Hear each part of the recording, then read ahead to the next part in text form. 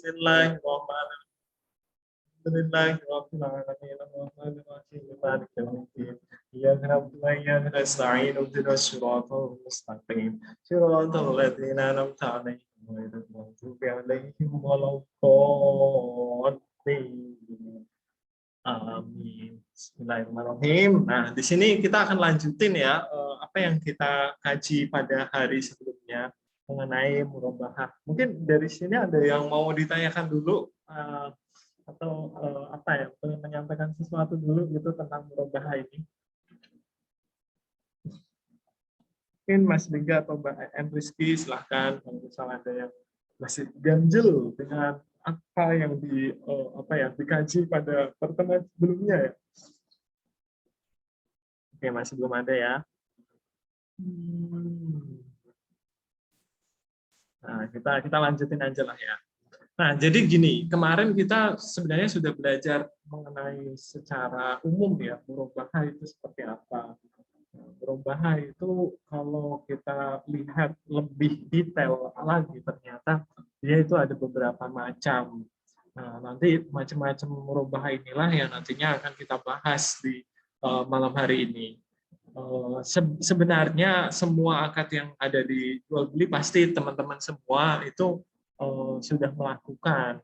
Nah, cuman atau tidaknya dan itu disebut dengan itu atau tidak, nah itu kita nggak sadar kalau itu tuh akad sesuai sama Islam.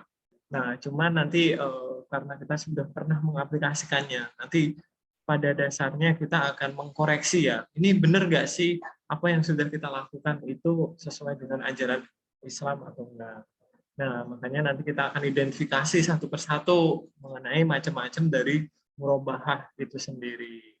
Ya, murabahah itu sama dengan jual beli ya. Nah, tapi di sini murabahah itu ada banyak macam untuk murabahahnya. Nah, ini berdasarkan harga, perbandingan harga. Nah, ini ada 3, ada murabahah, ada tauliyah, ada muwadoah. Kemudian berdasarkan objek yang diperjualbelikan, ada mutlak, sorof, sama muqayyadah. Terus ada waktu penyerahan barang atau dana ya. Nah, itu ada bitoman bitaman bit ajil, terus juga salam ya, ada istisna, ada istijror. Nah, kita nanti akan bahas satu persatu mengenai istilah-istilah itu semua ya di dalam baik atau jual beli. Nah, baik ini tadi ya berdasarkan objek yang diperjualbelikan itu ada 3 sebenarnya. Ada mutlakoh, sorof, sama muqayyadah. Nah, kalau kita lihat di sini mutlakoh itu ya mutlak itu ya sebenarnya. Nah, itu memang baik yang secara umum ya atau murabahah secara umum, yaitu ya kita pertukaran antara barang dengan uang. Nah, ada yang kedua yang kemarin sempat kita bahas mengenai blockchain ya. Nah, ini berkaitan dengan sorof, akad sorof. Sorof itu juga ternyata salah satu bentuk dari buy atau jual beli. Nah, ini jual belinya tapi dalam bentuk mata uang dengan mata uang. Nah, ini namanya akad sorof. Nah, kemudian ada muqayyadah. Ini sorof itu ada ini ya, ada apa istilahnya prasyarat-prasyarat yang harus dipenuhi. Kalau mutlakoh kan ini kayak murabahah biasa. Kalau sorof ini dia memang ada aturannya yang lebih ketat dibanding dengan mutlakoh.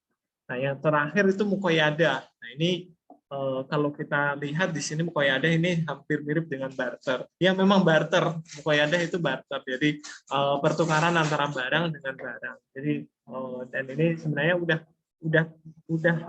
sudah teraplikasikan di kehidupan masyarakat kita. Cuman kita saja yang nggak menyadari ternyata itu tuh termasuk salah satu bentuk baik yang yang ada gitu. Nah, kemudian dari segi penetapan harga, ini ada beberapa. Dari segi penetapan harga di sini ada musawamah, ada amanah, ada baik bitoman ajil, ada muzayyada. Nah, ini ada musawamah, ini tawar menawar.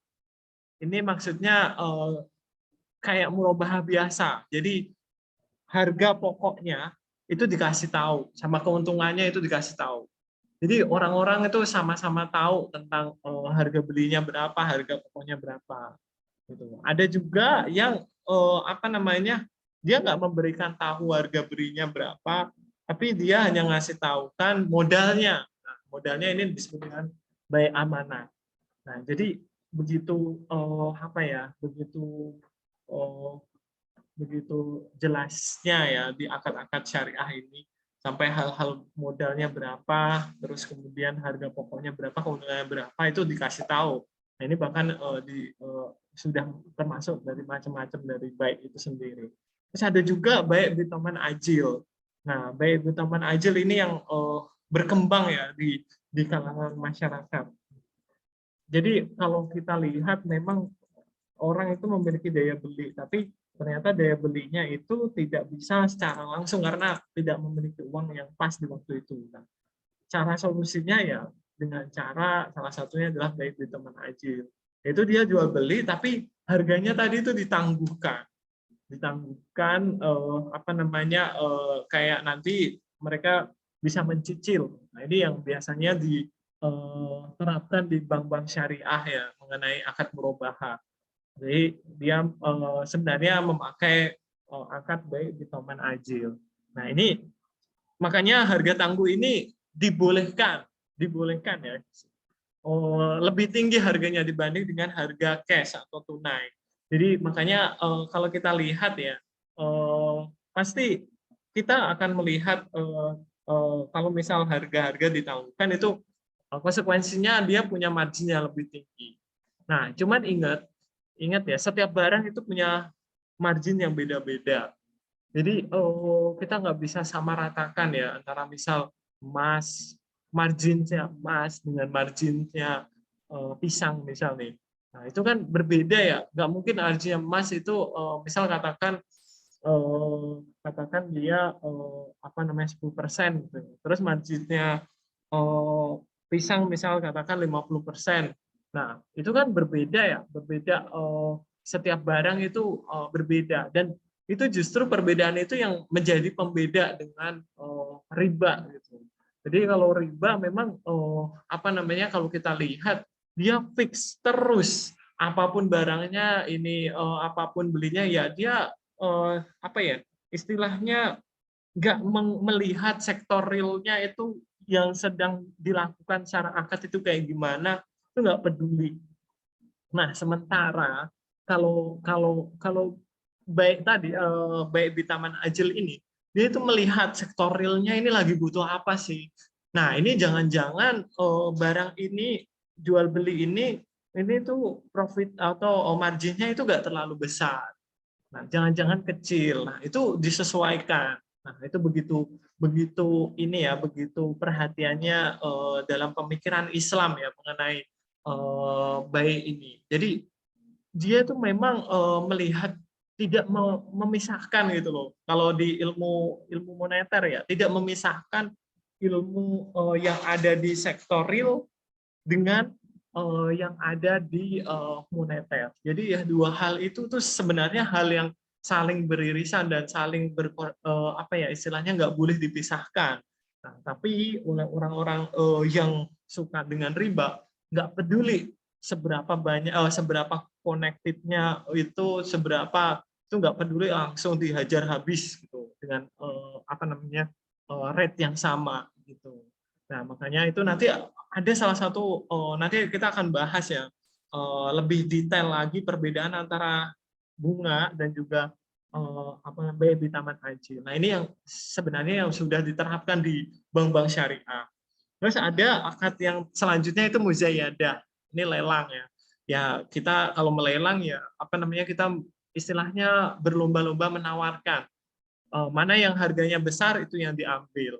Nah, ini tender ya, tender lah. Nah, ini macam-macam baik berdasarkan penetapan harga. Kemudian ada juga baik dengan cara pembayarannya. Nah, ini ada tunai, ada muajal tadi ya, tertunda. Nah, tertunda tadi itu dibagi jadi dua. Jadi ada macam-macam ketika penangguhan uang ya atau pembayaran uang itu ya. Nah, ada yang tertunda itu di awal. Nah, tertunda di awal itu disebut dengan baik salam atau istisna. Kalau tertunda di akhir, nah itu baik muajal. Nah, tertunda di awal tadi muajal ya. Jadi apa namanya, dia membayarnya di akhir gitu ya, di akhir-akhir dia nyicil sedikit-sedikit sehingga dia sudah dapat barangnya gitu ya. Nah, tapi kalau tadi baik salam sama istisna itu uang, siapa pembeli itu ngasih uang dulu, istilahnya pre-order dulu, mesen dulu gitu.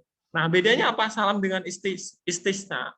Kalau salam itu lebih barang yang apa ya, common di masyarakat. Maksudnya barangnya itu nggak membutuhkan skill tertentu untuk membuatnya. Nah, kalau istisna itu udah spesifik, barangnya itu susah untuk dipesan. Kayak misal kita mau pesan rumah dengan mungkin di atasnya ada masjidnya gitu, di tengahnya ada kolam renangnya, di bawahnya ada. Nah, itu kan aneh-aneh kan, dan itu butuh butuh skill orang, apa ya istilahnya, orang apa namanya, arsitek yang luar biasa gitu. Nah, makanya dengan begitu, kalau kita apa namanya, pesan di awal, ada limit. Nah, jadi kalau kalau apa namanya, kalau kita barangnya itu unik ya, barangnya unik dan barangnya itu nggak memerlukan hal yang apa namanya, hal yang common di masyarakat. Nah, itu menggunakan akad baik istisna. Jadi beda ya. Baik salam itu barang yang common. Contohnya kayak misal aku pesan padi di awal, jadi aku bayar dulu ke petani gitu ya. Nanti si petaninya kasih kriteria. Jadi padinya itu dia harus punya apa namanya, ukuran 3 mili gitu atau 4 mili. Nah, kayak gitu. Jadi itu udah dispesifikan di awal akad baik salam ini. Nah, yang kedua ini baik istisna, yang tadi barangnya itu udah spesifik kayak manufaktur atau membuat rumah tersendiri atau yang lain. Nah, ini macam-macam dari baik berdasarkan cara pembayarannya. Nah, ini ada yang dua-duanya itu ditunda. Jadi ketika beli itu ditunda, ketika menyerahkan barangnya itu ditunda juga. Nah, ini ada baik yang seperti itu. Jadi di sini ada macam-macam baik ya. Jadi atau jual beli ya. Ada yang memang ditunda pembayarannya, ada yang pembayarannya itu di awal. Ini bukan uang muka ya, tapi ini memang dibayar secara kontan. Misal 50% dari total project gitu. Nah, itu dikasihkan di awal. Nah, itu menggunakan baik salam atau istisna. Mau menambahkan Mas Rohman? Ya, Mau silakan. menambahkan untuk bayi istisna dan bayi salam itu. Jadi kalau untuk bayi istisna itu sebenarnya kita membeli barang dengan pembayarannya itu bisa di awal atau bisa di akhir atau bisa di tengah, dan barang tersebut itu ada proses di dalamnya, karena sesungguhnya di dalam bayi istisna itu kita itu ada dua akad dalam satu transaksi. Yang pertama adalah kita dalam bayi istisna itu kita membeli barang kepada si penjual. Nah, misalnya saya mau menjahit baju, maka kita membeli bahan-bahan kepada si penjualnya gitu. Nah, si penjual ini menjual bahan-bahan tersebut kepada kita. Dan yang kedua itu adalah adanya akad jual jasa, di mana si penjual itu menjual proses dalam pembuatan dari bahan menjadi baju.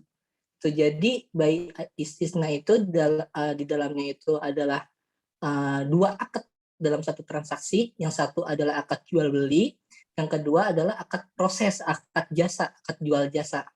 Gitu. Jadi baik istisna ini bisa digunakan ketika kita melakukan jual beli yang di dalamnya itu ada proses seperti itu.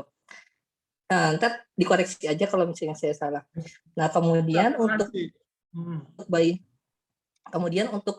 bayi salam itu untuk pembayarannya itu wajib di awal, tidak boleh di tengah atau tidak boleh di akhir, tapi wajib di awal dan itu harus tunai, artinya tidak hutang. Artinya kalau misalnya saya beli baju, by salam itu tadi pembayarannya itu wajib di depan, wajib tunai di depan, tidak boleh di tengah atau di akhir, dan harus cash, tidak boleh cicil, maksudnya tidak boleh hutang, harus cash. Dan untuk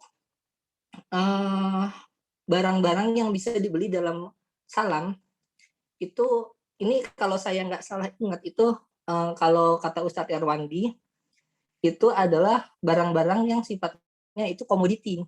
Tapi kalau misalnya saya salah mungkin nanti bisa dikoreksi ya. Itu adalah sifatnya adalah sifat-sifat yang komoditi. Artinya perkebunan, bahan-bahan perkebunan seperti itu. Kayak misalnya kelapa, kurma, dan lain sebagainya seperti itu. Kenapa bahan-bahan yang komoditi? Karena syarat dari salam itu adalah misalnya saya ambil contoh, misalnya saya mau beli kurma dengan kualitas grade A dengan harganya 1 kilo 100.000, maka saya harus bayar 100.000 di awal, tidak boleh bayar di tengah atau tidak boleh bayar di akhir, dan saya nggak boleh bayar 50.000, saya nggak boleh bayar 80.000 atau 90.000, tapi harus cash 100.000. Kenapa? Karena kalau misalnya saya kurang bayar, maka saya ngutang dan penjual juga ngutang. Artinya kita beli sama-sama membeli barang hutang dengan hutang. Nah, hutang dengan hutang ini adalah transaksi yang dilarang seperti itu. Jadi harus cash di awal. Nah, misalnya saya mau beli kurma 1 kilo harganya 100.000. Saya beli 100.000 kepada penjualnya, kemudian penjualnya itu ngasih syarat. Nah, di dalam salam itu harus ada syarat. Nah, pertama, kalau nggak salah, saya nggak salah ingat itu, di dalam salam itu yang pertama itu, sebelum melakukan transaksi, itu barang tersebut harus dijelaskan secara detail, di mana satu barang tersebut harus disebutkan berapa harganya, ada kuantitinya, ada speknya, dan juga saya lupa ada 4, saya lupa satu lagi. Jadi ada harganya, ada kuantitinya, dan ada kualitasnya, ada speknya. Seperti misalnya saya mau beli kurma 1 kilo, harganya 100.000, speknya grade A, yang sejenis ini, gitu. Yang sejenis grade A. Dan ada waktunya kapan. Jadi ada 4, harga, quantity, quality, waktu, time-nya. Nah, kemudian saya bayar 100.000 dan si penjual itu bilang saya akan ngasih barangnya setahun kemudian, misalnya seperti itu. Ya udah, setahun kemudian, karena pohonnya belum panen, misalnya kurmanya seperti itu, karena pohonnya belum panen. Setelah setahun kemudian, saya tagih dong kepada pembelinya, mana nih barang saya yang udah saya beli 100.000 kemarin tahun lalu. Ternyata pohonnya gagal panen gitu. Ternyata pohonnya gagal panen. Maka kalau terjadi hal seperti ini, jadi kalau dalam salam itu harus si penjual itu harus memberikan barang yang sesuai dengan perjanjian, di mana harganya, quality, quantity, dan waktunya harus sesuai dengan perjanjian di awal. Walaupun pohonnya itu adalah gagal panen, maka si penjual wajib mencari kurma yang sejenis, walaupun pohonnya itu gagal panen, entah di pohon yang lain atau dibeli di pasar, yang penting dia menyediakan barang tersebut sesuai dengan waktunya, speknya, kuantitinya, seperti itu. Oke, terima kasih Mas Mega yang udah nambahin ya tadi mengenai penjelasan baik salam dan istisna. Sebenarnya di sini ada manajemen risikonya juga ya baik salam dan istisna yang pada pembayarannya. Memang secara teori yang ada di kitab gitu ya. Memang baik salam itu 100% di awal. Nah, cuman biasanya ketika memonitoring proyek ternyata tidak sesuai dengan akad di awal. Nah, biasanya sih, dan itu menghindari penipuan juga ya, soalnya uangnya dikasihkan dulu nih 100% di awal. Nah, itu kan rentan banget terhadap penipuan.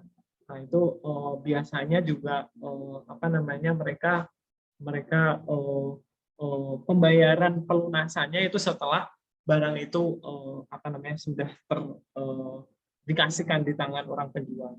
Nah, itu variasinya sih, variasi yang ada di baik salam dan istisna.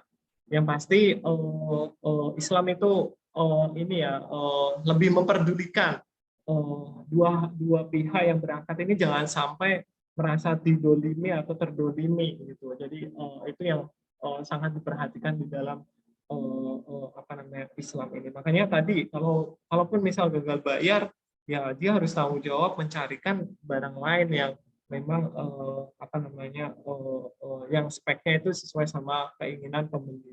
Nah, cuman ini sebenarnya nanti ada pertemuan sendiri ya mengenai baik salam lebih dalamnya lagi. Soalnya baik salam ini sangat apa ya? Kalau kita lihat ya akad-akad yang kontemporer sekarang kayak penggunaan GoPay, nah itu tuh mengkombinasikan akad salam dengan akad yang lain. Nah, nanti juga kita akan bahas juga nih syarat mengkombinasikan atau penggabungan akad itu kayak gimana yang diperbolehkan. Nah, nanti ada yang kita bahas hari ini ya, ada akad yang dikombinasikan atau digabungkan, tapi itu tidak diperbolehkan dalam Islam. Nah, nanti kita akan bahas itu ya. Nah, nanti ada hilah namanya. Hilah itu kayak apa ya? Istilahnya alasan apa sih semacam akal-akalan lah ya, akal-akalan biar itu tuh sesuai dengan syariah. Padahal itu enggak. Nah, ini syarat pokok jual beli. Nah, kita lanjutkan dulu ya materinya. Di sini ada syarat pokok jual beli, barangnya harus ada, terus juga barang yang dijual belikan itu harus milik penjual, terus barang yang dijual belikan harus berada dalam kekuasaan konstruktif dari penjual. Jadi maksudnya dia itu secara fisik juga di tangan. Jadi ini bedakan ya antara jual beli dan janji untuk menjual. Nah, jadi kalau jual beli itu udah akad itu udah mengikat dua belah pihak. Nah, sementara janji untuk menjual itu beda, itu wa'ad namanya. Wa'ad itu hanya satu aja yang mengikat, ya antara pembeli atau penjualnya yang mengikat. Jadi itu perbedaan antara jual beli dan juga wa'ad. Nah, nanti sebenarnya di kontemporer itu ada akad-akad yang baik mutahiyah bitamlik ya. Nah, itu kita membayar dulu gitu ya sebagai ijaroh ya, ijaroh mutahiyah bitamlik.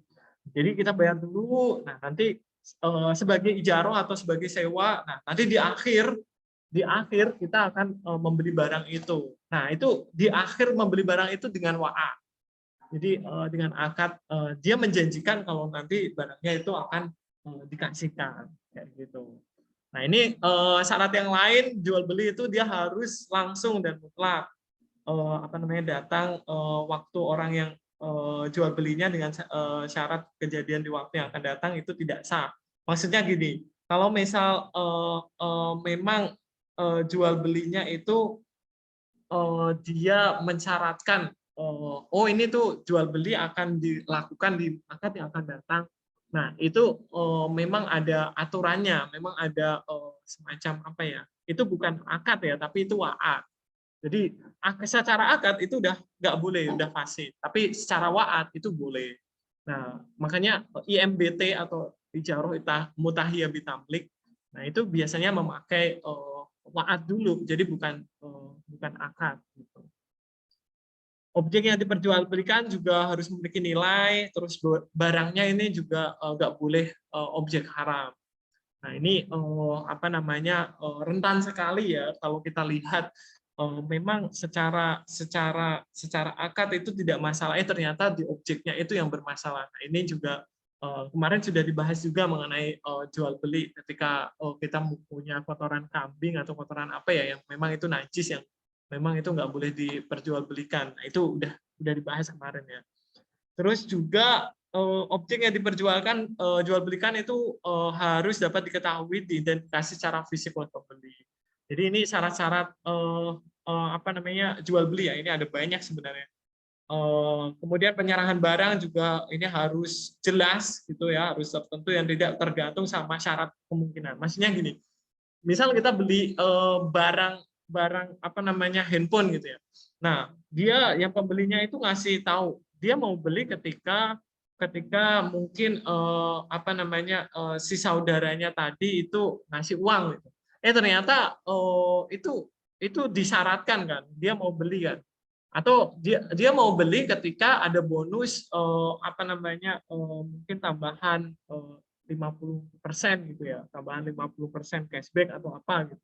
Nah, kayak gitu dia kan ada persyaratan ya, dan itu bisa merusak akadnya yang utama gitu. Jadi berhati-hati dengan memang jual beli tapi bersyarat kayak gitu. Terus juga kepastian harga barang ini juga harus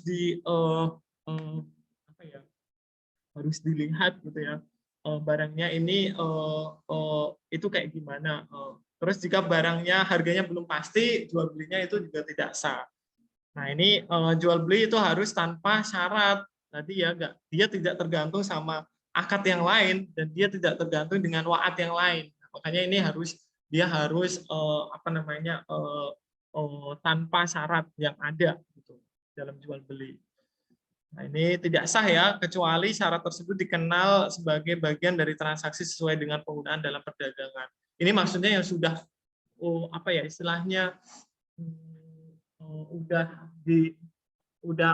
lah, udah dianggap biasa oleh masyarakat. Kayak misal ada diskon atau ada apa kayak gitu, itu apa namanya ada ketentuan lain yang mungkin itu sudah menjadi apa ya istilahnya kebiasaan masyarakat.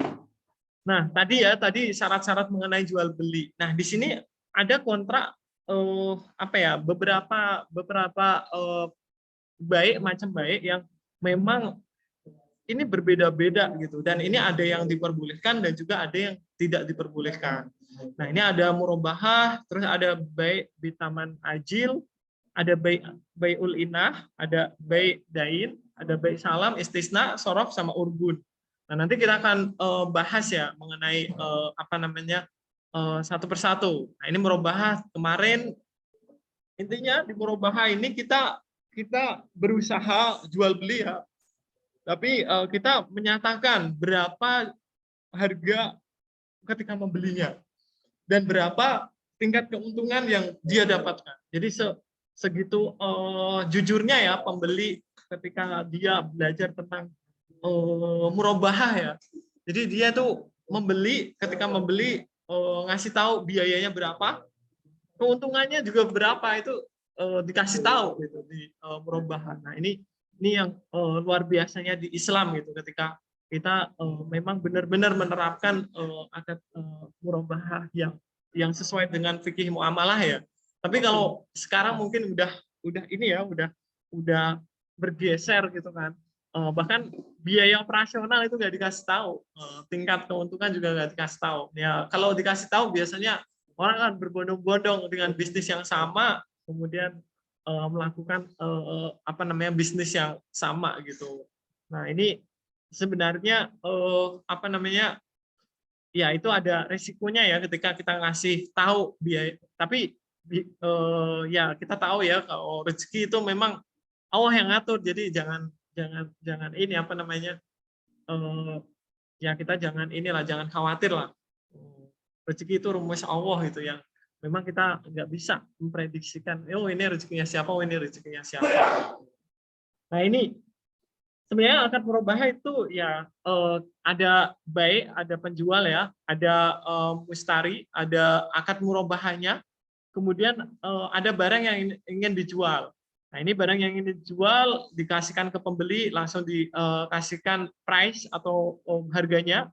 Nah, ini komponen harga itu ada biaya dan juga ada margin. Nah, ini kalau kita lihat di apa namanya di bank ya, akad di bank, ini murabahah itu sudah diterapkan sebenarnya di bank. Seperti yang sudah kita omongin kemarin ya. Jadi dari bank itu dia sebenarnya melakukan akad murabahah dengan nasabah. Caranya gimana? Pertama dia negosiasi dulu ya, persyaratan dia butuh apa si nasabah.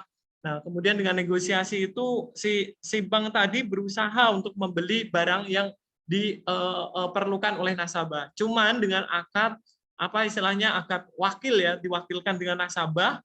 Nah, kemudian barangnya dikirim oleh nasabah baru dibayarkan ke bank. Cuman pembayarannya itu dilakukan secara apa namanya cicil atau secara tadi ya ditangguhkan. Nah, ketika pembayarannya ditangguhkan seperti itu, konsekuensinya itu harganya boleh lebih tinggi. Nah, ini ya, ini baik Bitaman Ajil. Jadi di mana jual belinya ini dengan harga tangguh. Ketika penetapan harganya dibayar kemudian, harganya yang ditangguhkan ini lebih besar itu diperbolehkan dan itu bukan bukan sama dengan riba. Jadi orang mengira ini tuh sama dengan riba. Apa namanya harganya itu lebih besar, lebih tinggi dibanding dengan apa namanya dibanding dengan cash. Nah, kayak gitu. Nah, cuman ketika kita lihat ya secara ekonomi gitu ya, BI Taman Ajil itu memang dia ada harga lebih tinggi dari penangguhan. Cuman konsekuensinya adalah apa namanya harganya tadi ya, harganya tadi itu menyesuaikan dengan barang yang apa namanya dibeli gitu. Berbeda dengan riba.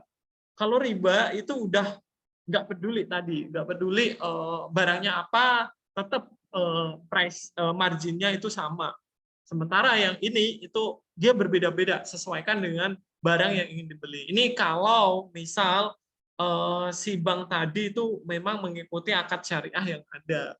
Tapi sayangnya bank syariah itu dia tidak mengikuti apa namanya kondisi real. Maksudnya marginnya itu sama aja apapun dia beli tetap sama aja untangnya. Nah, ini yang justru yang tidak diperbolehkan dalam Islam gitu sebenarnya. Nah, ini keadilannya itu di sini ya, keadilannya itu dia menyesuaikan dengan barang yang dibeli. Jadi ketika barangnya kecil ya berarti nanti marginnya juga apa namanya tidak terlalu besar gitu. Nah, itu. Dan juga ada hal yang aneh di bank syariah sebenarnya dia tidak mau menerima apa namanya kerugian. Nah, itu ironinya yang ada pada bank syariah sekarang. Nah, ini ada syarat-syaratnya sebenarnya baik di Taman Ajil ini. Ini jual beli dengan harga tangguh, apa namanya harganya boleh lebih tinggi ya. Harga lebih tinggi ini dikarenakan pembayarannya beberapa kali dengan jangka waktu yang tidak tunai. Maksudnya gini, dia itu sebenarnya jualnya bisa sekarang nggak, tapi karena dia ditangguhkan dan juga ada kesempatan pembeli lain yang mau membeli, tapi karena sudah dikasihkan dan kesempatan itu nggak dikasihkan ke orang itu, nah, akhirnya apa ya? Ini kalau di hukum supply demand, demandnya lebih banyak ya ketika di harga yang barang yang di masa yang akan datang demandnya kan lebih banyak. Nah harganya itu lebih banyak juga, lebih tinggi juga gitu. Jadi itu bisa dijadikan sebagai apa ya? Kenapa sih pricingnya itu boleh lebih tinggi gitu? Nah ini para ulama juga berbeda pendapat ya tentang boleh tidaknya jual beli seperti ini. Ini ada mazhab apa namanya Imam Syafi'i menyatakan bahwa pendapat yang paling banyak diterima yaitu sepanjang disepakati maka harga dalam jual beli ini tidak boleh berubah. Nah ini kalau misal dia sudah sepakat, nah ini sebenarnya ada yang tidak memperbolehkan akad ini. Tapi karena itu jika penjual dan pembeli sepakat, nah tapi ketika sepakat ya, nah itu boleh dengan harga yang lebih tinggi itu boleh dan apa namanya dari jual beli tunai ya. Maka apabila sudah dilakukan ijab qabul, harga tidak boleh berubah sampai jatuh tempo. Nah, ini prakteknya di perbankan apa namanya biasa di kontemporer pembiayaan model ini dianggap sama dileburkan dengan murabahah. Nah, ini padahal ini namanya murabahahnya itu lebih spesifik baik di Taman Ajil gitu. Nah, murabahah itu lebih luas ya tadi ada banyak macamnya. Nah, ini salah satu yang lebih spesifik itu adalah baik di Taman Ajil. Oke, kita lanjut. Nah, ini dari sisi pencatatan BBT ini, BBT itu maksudnya baik di Taman Ajil ya. Ini berbeda dengan murabahah. Perbedaannya di mana? Ini, dalam BBT itu cicilan pembayaran dari nasabah itu berisi pokok dan margin keuntungan. Nah, sedangkan murabahah itu berisi margin dan keuntungan saja. Ingat ya, di sini apa namanya? Di sini tuh kalau kita BBT memang di sini harga harga pokok dan margin keuntungan tadi ya. Nah, tapi kalau misal sebenarnya ini hampir mirip ya. Sedangkan cicilan murabahah itu berisi margin keuntungan saja. Maksudnya ya kita sudah tahu lah margin murabahah itu seperti apa karena dia udah ngasih beberan kan berapa. Nah, tapi kalau BBT itu harus jelas harga pokoknya itu berapa, margin keuntungannya itu berapa. Nah, ini perbedaan yang lain itu adalah BBA ini atau BB Taman Ajil ini dia menginginkan agar mereka membayar cicilan margin saja, sedangkan nasabah murabahah ini menginginkan agar modal yang biasanya dibayar di akhir maka dicicil bersama margin. Maksudnya gini, kalau BBA itu dia ketika membuat pencicilan ini ya tadi ya uangnya ya itu di margin saja. Nah, sedangkan murabahah ini apa namanya margin dan juga installment per ini ya per bayarnya ya. Nah, itu disamakan di situ, diikutkan. Jadi lebih ringan murabahah ya dibanding BBA ini. Karena BBA ini kan dia masih bayar cicilan saja. Nah, padahal cicilan margin ya. Padahal masih ada harga pokok yang belum terbayar di sana. Nah, ini tata caranya di lapangan sih mengenai BI Taman Ajil. Oke, kita lanjut. Nah, tadi ya itu penjelasan mengenai BI Taman Ajil. Nah, ini tadi perbedaannya riba dengan jual beli itu apa sih sebenarnya? Nah, ini kalau kita lihat ya, kalau murabahah objek yang dijadikan sebagai jual beli itu barang ya. Nah, kalau bunga atau riba, objek yang dijual belikan itu uang. Jadi dia memang jual beli juga, tapi yang diperjualbelikan itu uang. Ingat, di Islam itu sebenarnya memisahkan ya, uang ini sebagai komoditas dan juga uang ini sebagai apa namanya ya, alat tukar menukar. Nah, itu dipisahkan gitu. Jadi tidak boleh digabung. Ketika digabung, nah itu akan muncul riba di sana kayak gitu. Nah, tadi murabahah ini dia itu tidak memisahkan ya sektor moneter terkait dengan sektor real. Jadi memang secara hakikatnya sektor moneter itu terkait dengan sektor real. Ketika dia pisah, nah dia akan terjadi bubble ekonomi. Jadi ketika sektor moneter itu kok ternyata apa namanya lebih besar gitu ya, karena perkembangannya lebih cepat gitu dibanding sektor real. Nah, itu akan terjadi bubble ekonomi. Nah, bunga atau riba itu dibuat terpisah. Jadi sektor moneter itu terpisah dengan tadi ya gara-gara kita agak menyesuaikan dengan barang yang ada gitu. Jadi marginsnya itu tidak disesuaikan dengan barang ketika jual beli gitu. Nah, dia ya fokus di dalam uangnya itu saja.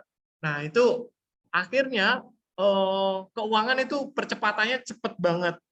Marginsnya dapat uangnya itu gampang banget dan cepat banget.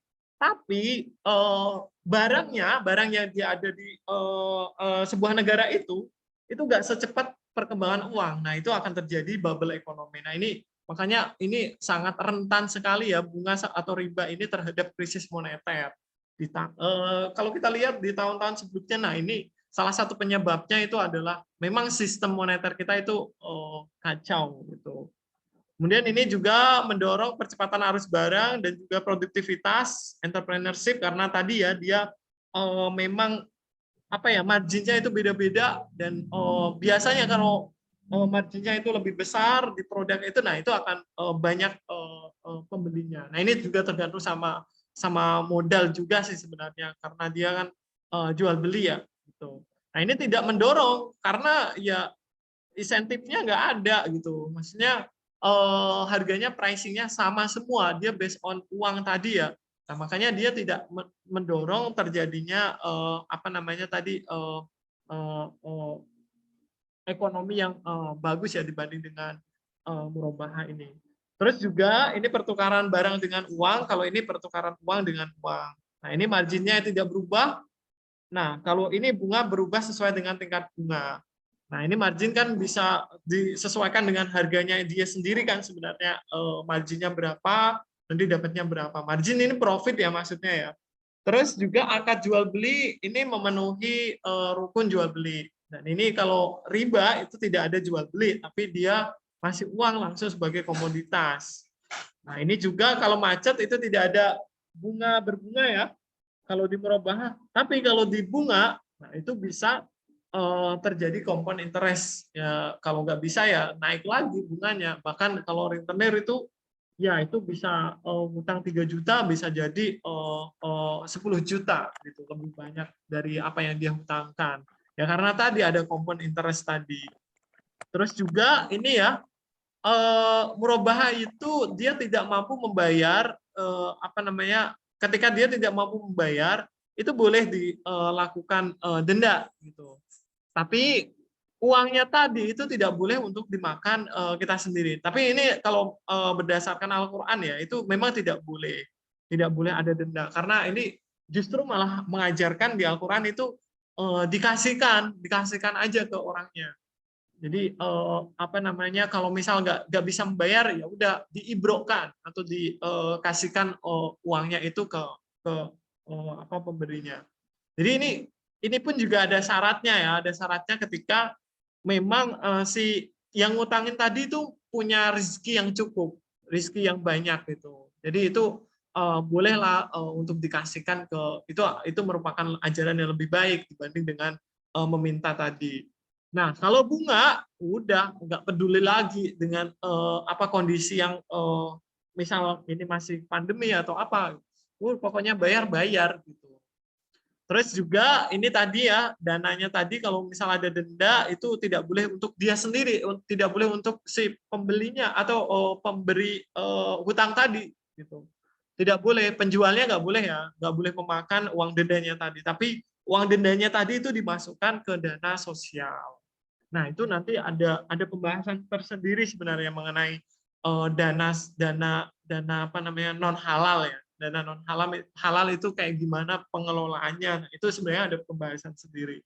Terus juga di sini kalau riba itu ya udah denda itu nggak masalah dan apa namanya bisa bisa dilakukan ketika memang dia apa namanya tadi ya dia telat membayar. Kemudian ini juga terjadi pemindahan kepemilikan. Murabahah ini terjadi ya karena dia akad utamanya dia akan jual beli kan. Nah, terjadi perpindahan kepemilikan. Sedangkan riba itu tidak terdapat pemindahan kepemilikan. Nah, ini ada tidak membuka jalan spekulasi karena dia juga menerima resiko ya tadi ya resiko tidak bayar. Nah, kalau ini bisa membuka spekulasi karena dia transfer resiko bukan berbagi resiko gitu di bunga apa namanya sistem bunga gitu. Dan ini sah dan halal tapi kalau riba ini memang diharamkan gitu oleh Allah gitu. Nah, ini uangnya ini sebagai nilai tukar, nah, kalau ini sebagai over supply of money. Nah, ini ketika dia ini ya ketika dia apa namanya bergerak banyak gitu ya, dia akan naik terus nilainya. Nah, kalau ini tergantung sama purchasing kita. Jadi daya beli kita. Kalau kita punya uang dan daya belinya bagus, nah itu nilai nilai barang itu bagus. Maksudnya ini tuh tidak meninggalkan di sektor real gitu loh di murabahah ini. Sementara bunga atau riba ini meninggalkan sektor real. Ini kalau real apa namanya idealnya. Jadi idealnya itu kayak gitu. Nah, cuman realitanya tidak seperti demikian. Sayangnya Bank Syariah sekarang itu tidak belajar mengenai tadi ya sebenarnya dia itu tidak boleh loh apa namanya jauh memisahkan itu ya antara sektor real dengan sektor moneter gitu. Nah, kalau misal marginnya sama semua barang yang dibeli oleh si kreditor itu sama, nah itu artinya ya bisa dipertanyakan itu apakah itu sebuah keadilan. Nah, ini perbedaan antara murabahah dengan riba. Nah, di sini ada bai al-inah. di sini bai al-inah itu apa ya? Ini sebuah akad ya, di mana memang akad ini tuh apa ya istilahnya, kita memang secara bahasa ini seperti pinjaman. Baik, cuman ini dijadikan sebagai alat untuk meminjamkan hutang. Maksudnya gimana? Jadi gini, dia membeli sesuatu dengan berhutang, lalu menjualnya kembali dengan harga yang lebih murah. Jadi nantinya ada skema yang lebih jelas ya setelah ini. Nah, ini disebut bai al-inah ini karena sebenarnya dia itu bukan menginginkan barangnya. Niatnya itu bukan membeli sebenarnya. Tapi niatnya itu meminjam uang. Tapi yang diinginkan itu adalah uang atau pinjaman. Itu ya, kata kuncinya itu tadi, niatnya itu berbeda. Jadi kalau baik kan memang sejak awal kan kita pastikan kalau ini tuh adalah akad untuk perpindahan barang gitu ya, jual beli gitu kan. Nah, bai al-inah dia itu tidak menginginkan perpindahan barang. Yang dia inginkan adalah perpindahan uang aja. Nah, ini nanti dibolehkan atau tidak? Nah, ini nanti kita akan bahas. Jual beli ini itu sebuah hilah. Hilah itu tadi ya, hilah itu akal-akalan ya. Ini sebenarnya akad yang merekayasa ya, hasil rekayasa untuk mendapatkan pinjaman uang dengan bayaran tambahan. Jadi dia sebuah alat untuk menyerupai bunga, tapi ini sebenarnya ini bukan apa namanya bunga sepenuhnya, tapi ini menggunakan akal-akalan tadi skema jual beli atau skema bai. Nah, ini disebut dengan bai'ul inah.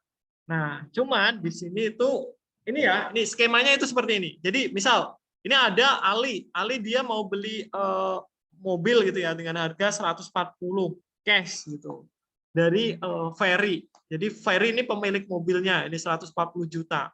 Dia kasihkan, sorry ini sebenarnya ini mobilnya Ferry, mobilnya ini ya, mobilnya Ali ya, mobilnya Ali yang beli itu Ferry, sorry. Itu ya. Jadi dia kasihkan cash karena dia beli ya apa namanya beli mobilnya ya ke Ali. Pertama dia ngasih cash ya.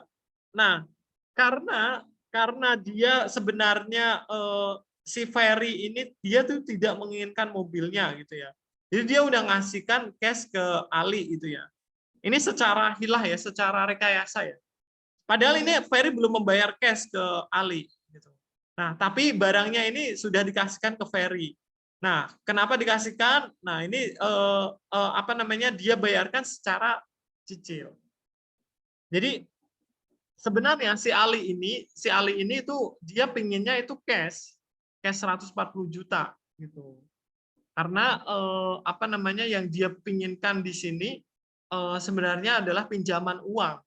Nah, tapi direkayasa dengan murabahah. Jadi dia beli secara apa namanya cash gitu ya si Ferry ini. Si Ferry ini beli apa namanya membeli mobilnya itu secara cash kepada Ali, dan Ali ini memberikan lagi cicilannya kepada Ferry gitu. Apa namanya mengembalikan uangnya 140 juta tadi ya. Karena ini apa namanya dia ingin membelinya itu secara cicilan. Jadi Ali membeli mobil kepada Ferry, kemudian dibayar secara cicilan seharga 170 juta selama 3 tahun gitu ya. Nah, kemudian pada saat yang sama Ali ini menjual lagi mobil itu secara kontan dengan harga yang lebih murah. Nah, harga yang lebih murah itu 140 juta. Ini sebagai marginsnya ya, marginsnya dari si apa namanya alinya tadi karena dia membeli dengan harga cicilan. Nah, Ferry akhirnya dia akan bayar cash 140 juta. Nah, sebenarnya yang butuh uang ini adalah Ali gitu. Jadi ini yang butuh uang untuk pinjaman, tapi direkayasa dengan akad jual beli. Padahal ini bukan akad jual beli. Di sini tidak ada perpindahan barang. Di sini tidak ada perpindahan kepemilikan mobil tadi.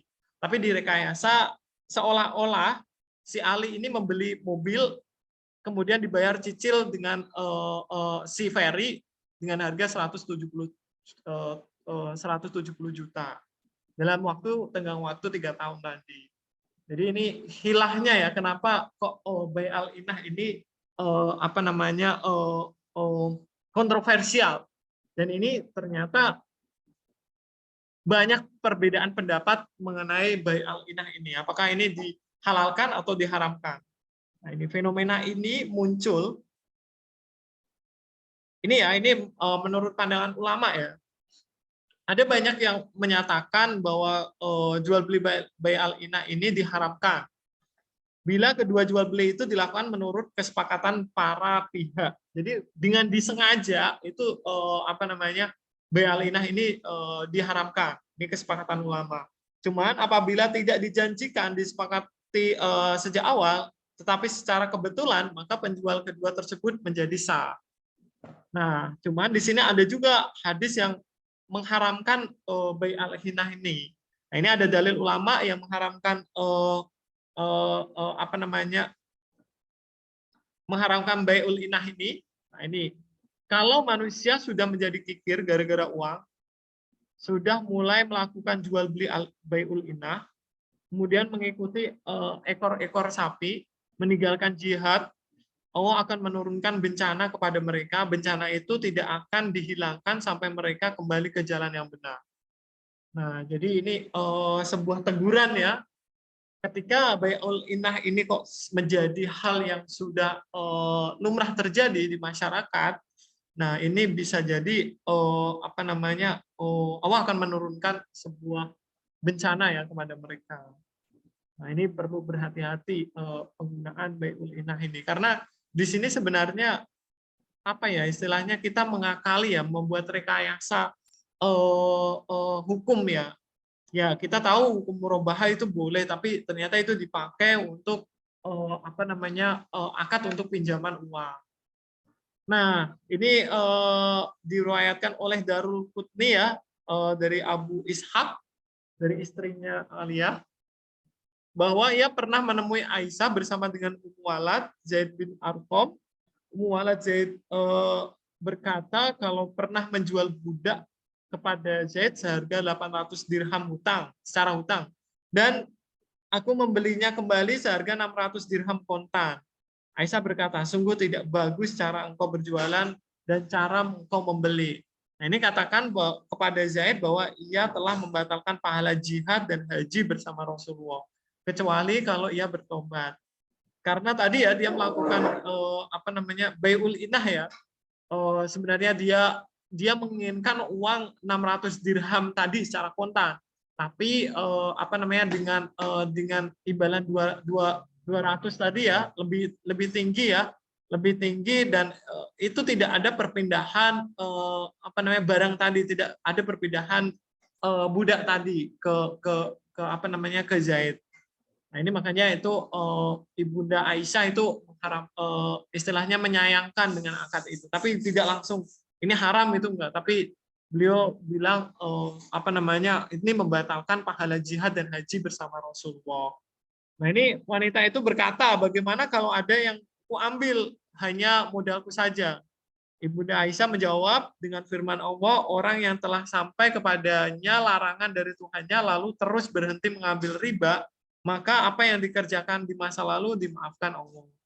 Jadi intinya kalau kita sudah memang menyayangkan ya, istilahnya mengingat dosa lah, terus minta ampun, insya Allah ini dimaafkan oleh Allah.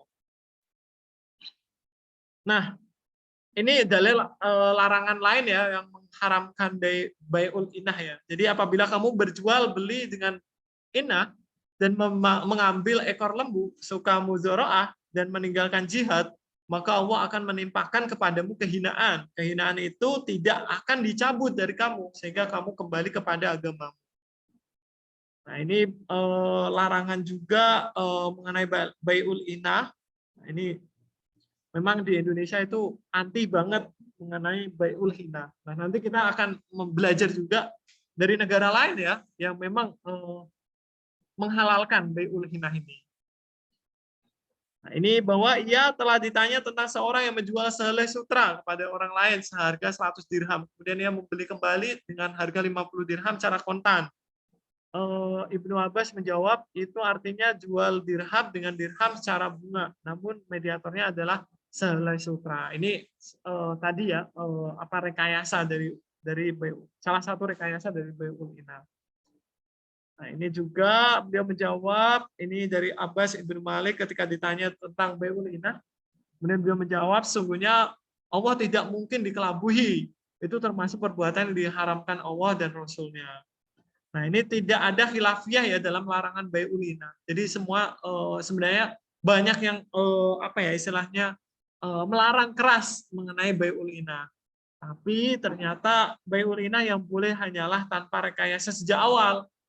Jika direkayasa atau dipersyaratkan akan dijual beli kembali dengan harga yang lebih murah, maka semua ulama itu melarangkan. Dan tidak ada khilafiyah. Nah, ini ada dua bentuk dua bentuk dari bai'ul inah ya. Seseorang yang membeli barang dari orang lain dengan harga tertentu dibayar secara cicil, kemudian dengan waktu tertentu penjual mensyaratkan kepadanya. Ini salah satu ilahnya kenapa bai'ul inah itu diharamkan ini karena ada persyaratan tadi.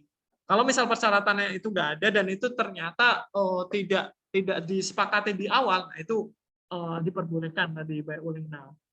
Tapi di sini jumhur ulama itu sepakat mengharamkan semua bentuk dari bai'ul inah ini karena jual beli ini merupakan bentuk riba yang disiasati dengan jual beli bersyarat.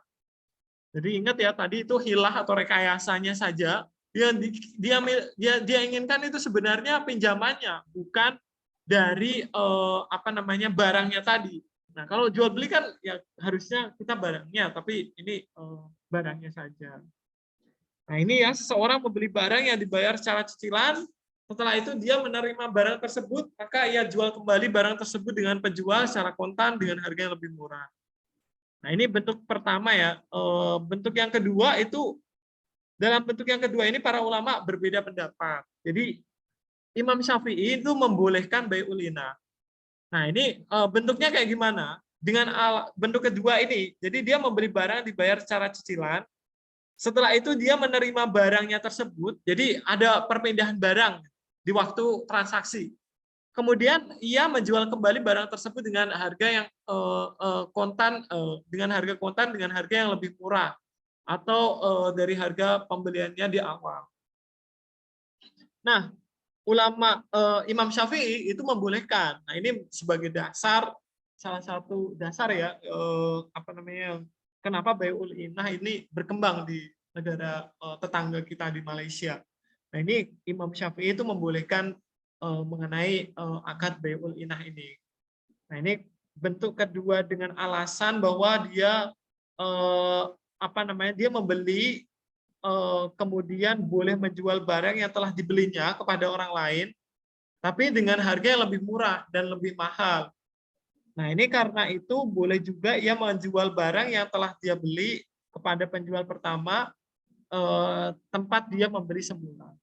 Intinya terjadi perpindahan dulu lah. Kalau yang tadi kan udah digabung nih, yang bentuk pertama itu kan udah digabung langsung disyaratkan. Dia akan membeli lagi, syaratnya adalah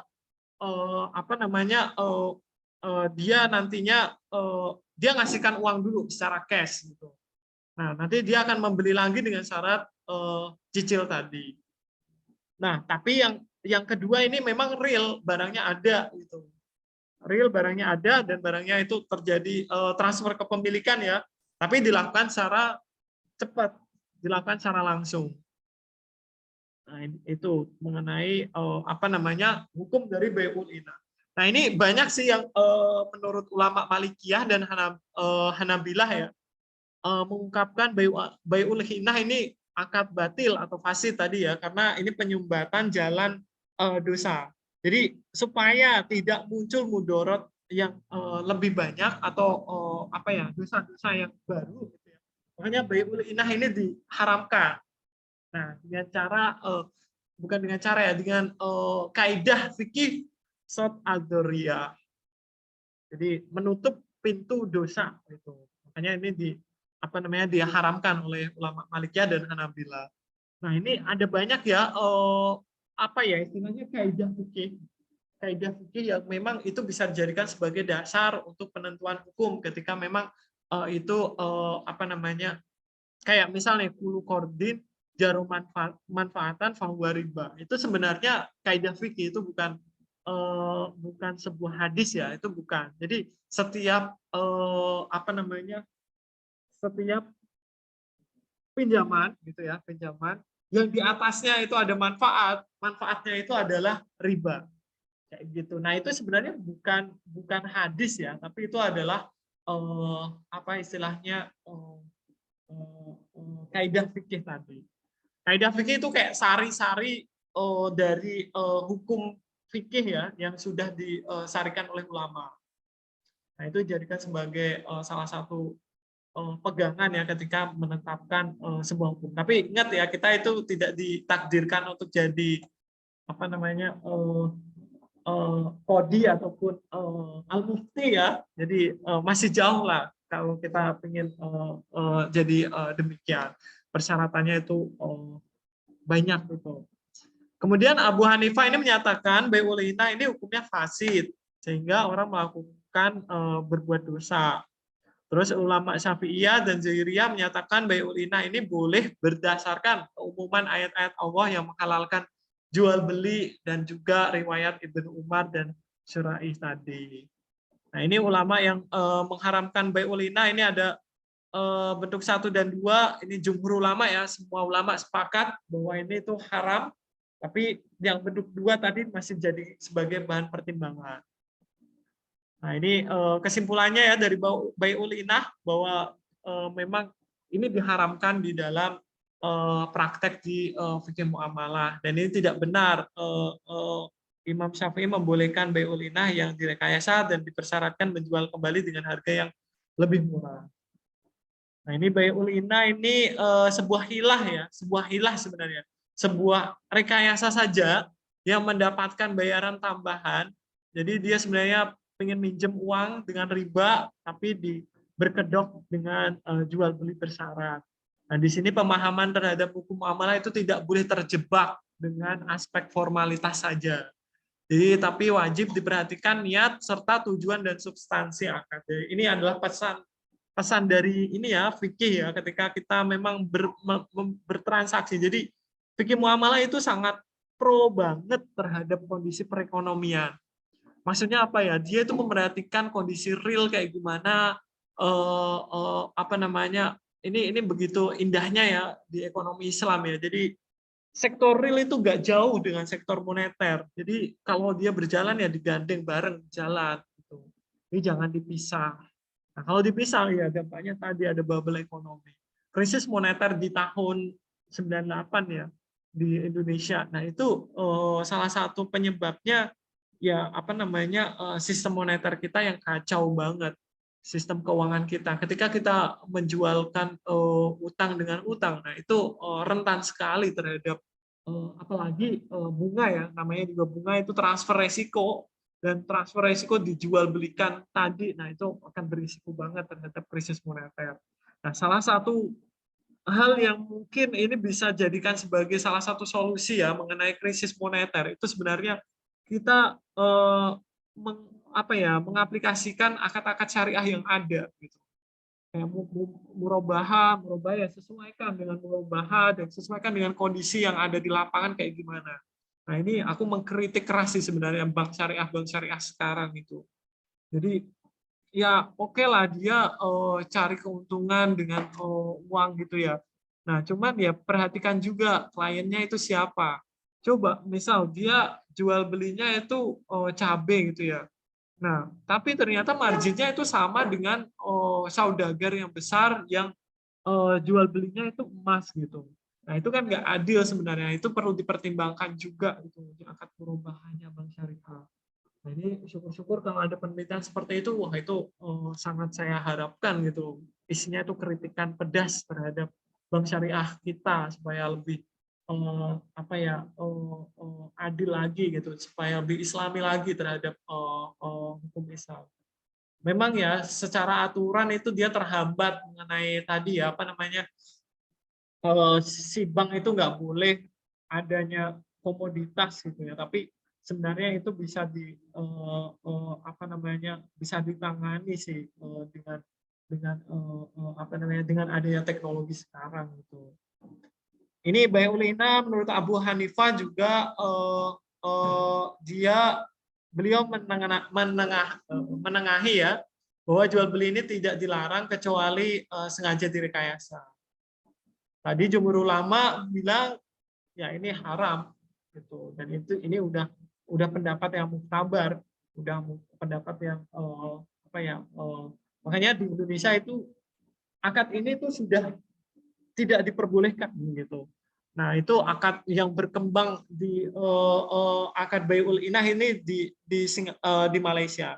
Jadi aku ulangi lagi ya, bai'ul inah itu sebenarnya bukan jual beli, bukan akad jual beli gitu. Tapi ini sebenarnya si Ali ini menginginkan pinjaman sebenarnya dari si Ferry. Tapi dengan khilah tadi ya, dia jual beli sehingga bai'ul inah ini dilakukan. Nah, sebenarnya bai'ul inah ini ada transfer kepemilikan. Semula ini mobilnya itu miliknya si Ali gitu. Nah, mobilnya miliknya si Ali ini dibeli sama si Ferry dengan harga cash. Nah, kemudian dibeli lagi oleh si Ali gitu ya, karena dia pingin mobilnya lagi balik lagi dengan cicilan tadi. Jadi di sini ada transfer kepemilikan balik lagi kepemilikannya ke Ferry. Kemudian juga sebenarnya ini akad rekayasa ya untuk mendapatkan uang gitu dari bai'ul inah ini. Mungkin itu ya kajian pada malam ini. Mungkin ada yang mau didiskusikan mengenai bai'ul inah ini. Sebenarnya ya ini nggak seru sih kalau di Indonesia itu nggak diterapkan. Tapi ya memang ini haram ya. Makanya di Indonesia ini udah klaim, wah ini nggak bisa nih diterapkan di Indonesia. Oke, ada yang mau ditanyakan dulu sebelum saya akhiri ya untuk kelas kali ini. Kajian kali ini. Gitu. Silakan. Dulu Mas Roman, dulu tuh saya pernah nanya sama guru ngaji saya mengenai transaksi bai'ul inah ini. Saya bingung mengenai hukum bai'al inah. Kalau misalnya saya menghukumi berdasarkan logika ya, bukan berdasarkan dalil, maka bai'al inah ini boleh halal untuk dilakukan. Tapi kalau menurut guru ngaji saya, bai'al inah itu sepakat haram. Ya udah, berarti saya harus ngikutin guru ngaji saya. Sepakat itu haram. Jadi kenapa pada waktu itu saya bingung dan berpikir menurut logika itu boleh? Karena gini, secara kaidahnya hukum fikih itu bisa dilekatkan kepada seseorang ketika seseorang tersebut melakukan hal ibadah. Ketika seseorang tersebut melakukan hal ibadah, maka hukum fikih itu bisa dilekatkan berdasarkan niatannya. Nah, maka hukum fikih itu didasarkan kepada niatannya. Sebagai contoh, misalnya kita mau sholat. Imam Syafi'i kalau misalnya mau sholat, itu sebelum sholat itu dilafazkan. Usolli fardo zuhri, dilafazkan. Allahu Akbar gitu kan ya, dilafazkan. Lafaz ini secara hukum fikih itu tidak ada nilainya. Imam Syafi'i usolli fardo zuhri Allahu Akbar, pada saat Allahu Akbar niatnya apa? Zuhur atau asar. Kalau dia niatnya asar atau dia niatnya maghrib, maka tidak ada nilainya, tidak ada nilai fikihnya, tidak ada pahalanya di situ.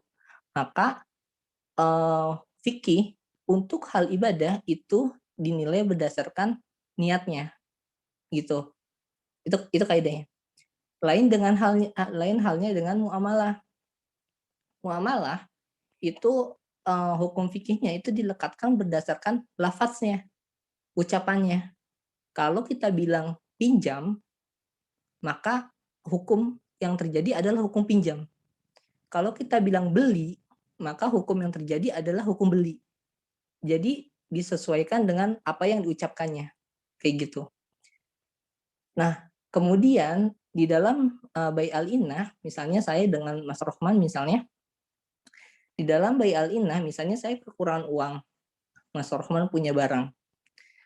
Saya bilang ke Mas Rohman, Mas, saya mau beli laptop Mas Rohman dong, harganya 20 juta gitu misalnya. Saya bilang ke Mas Rohman, Mas saya mau beli laptop. Berarti dalam lafaz saya adalah saya beli laptop. Cuman saya bayarnya nyicil ya 20 juta tapi bayarnya setahun. Oke. Terus kata Mas Rohman katanya, ya udah nggak apa-apa katanya. Ini 20 juta bayar setahun ya setahun. Saya cicil setahun. Laptop saya terima. Terus saya bayar selama bayar cicilan selama setahun. Belum pisah dari majelis. Saya bilang lagi ke Mas Rohman, Mas, laptop ini saya jual lagi deh sama Mas Rohman. Jual. Jadi akadnya, lafaznya tadi beli, dan yang kedua saya jual. Jual lagi ke Mas Rohman. Tapi saya jualnya 10 juta aja deh Mas, gitu. Ya udah, tapi Mas Rohman bayar ke saya cash ya. Cash. Ya udah, akhirnya saya kasih laptop yang tadi saya beli dari Mas Rohman, saya kasih laptopnya lagi ke Mas Rohman, terus Mas Rohman ngasih uang 10 juta ke saya. Jadi laptopnya Mas Rohman kembali, saya dapat uang cash 10 juta. Tetapi saya masih punya hutang 20 juta ke Mas Rohman, kayak gitu ya kan? Bai al-innah kan gitu kan ya. Nah, di sini kan ada dua transaksi yang dimana dua transaksi itu menggunakan satu akad, yaitu akad jual beli gitu. Tadi kan kaidah dari muamalah adalah lafaznya. Ketika mengucapkan saya beli ya, saya jual ya, jual beli itu dibolehkan gitu. Nah, maka itu yang dulu yang mendasari pemikiran saya kalau misalnya bai al-innah itu boleh gitu. Nah, setelah nanya sama guru ngaji saya, ternyata itu nggak boleh kayak gitu. Ya Mas, terima kasih ya Mas ya, penjelasan mengenai tambahan mengenai bai'ul inah. Nah, mungkin karena waktu sudah menunjukkan malam ya Mas ya, ini mungkin pembahasannya itu akan panjang sekali mengenai baik ini. Sebenarnya akad-akad ini tuh memang ya syukurnya ya di Indonesia itu nggak ada ya akad ini. Yang lebih berkembang itu di Malaysia. Jadi ya kita perlu syukuri juga itu akad ini nggak berkembang secara cepat. Ya semoga nggak ada yang memakai akad ini. Karena tadi udah ada warning dari Rasulullah kan mengenai bai'ul inah, ya Allah udah mengancam gitu. Ini merekayasa dari akad tadi. Mungkin itu teman-teman semua, terima kasih atas perhatiannya dan semoga bermanfaat ya apa yang kita kajikan pada kajian hari ini. Dan sebelum kita akhiri, kita berdoa kafaratul majlis. Subhanallah.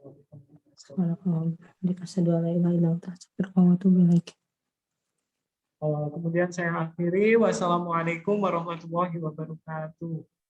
Waalaikumsalam warahmatullahi wabarakatuh. Terima kasih Mas Lingga, terima kasih Devala. Terima kasih.